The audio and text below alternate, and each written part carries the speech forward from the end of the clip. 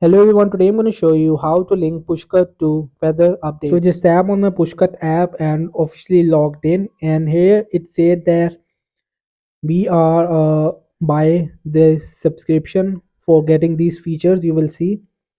So how to get connected weather from the Pushcut app. So I will just Google it and how to it. So here you will see the integrate weather by Zapier with Pushcut to automate your work. So the first thing is that you will purchase the plan of it of monthly, annual or lifetime. And after purchasing, you will be able to integrate HomeKit scenes and online actions like IFTT and Zapier. So from this Zapier, I will just Google it.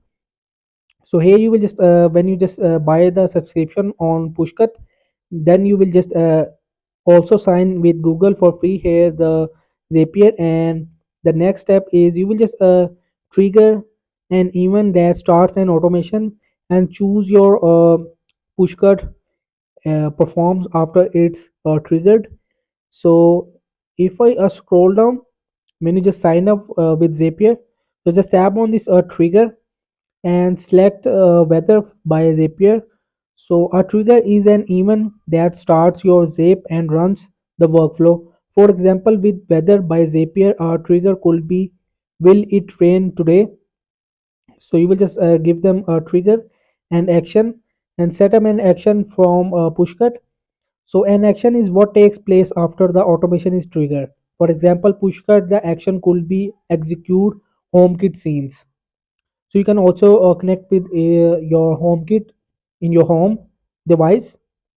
So the next you will see that you will just give them command trigger and action and automated workflow. So that's it. You just connected weather by Zapier to Pushcart. With Zapier, it's never been easier to connect your apps together and automate your most tedious work, save hours every month. So that's it. If this video helped you, please don't forget to like and subscribe and get notified for more videos.